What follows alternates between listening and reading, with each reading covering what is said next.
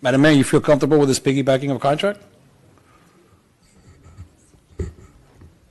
I understand that behind the question, if I may, through the chair, is that we're dealing with a company that might not have the same experience for a large venue as ours.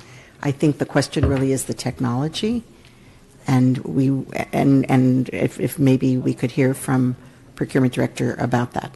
So, Senator, you're absolutely right. We generally look at the comparability of the contract, but if it's any consolation, when we did the research, there are three main companies in this space, and all three companies offer different models for structuring the contract. I think the model that Red Speed has adopted in terms of no cost to the agency, they're bearing the entire upfront cost and sharing, and if the tickets are generated, both parties share the portion of that ticket. I think that's the most common model that we're seeing and the most prevalent, because we don't have to invest in any technology, while the other companies also charge a lot for technologies.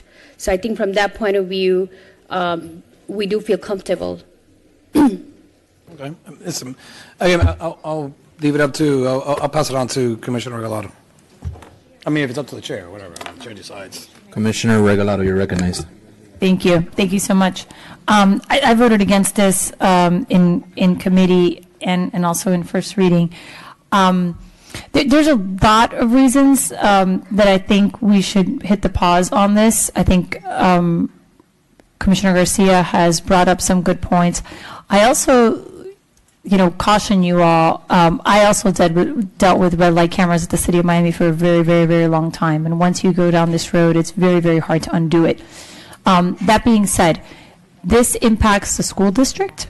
The school district should be participating in this, and they're not.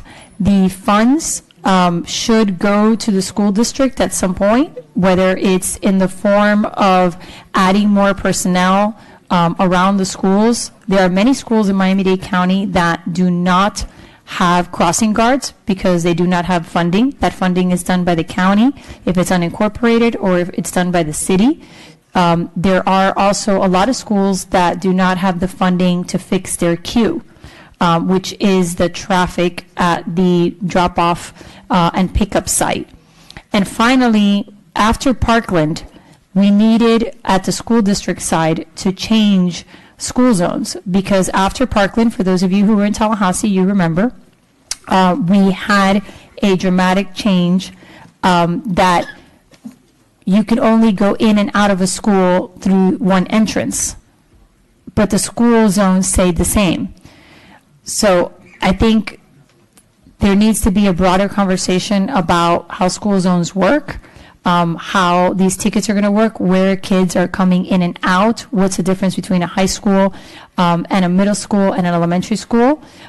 Schools that have invested in putting their queue inside the school, schools that have the queue outside, and it impacts traffic.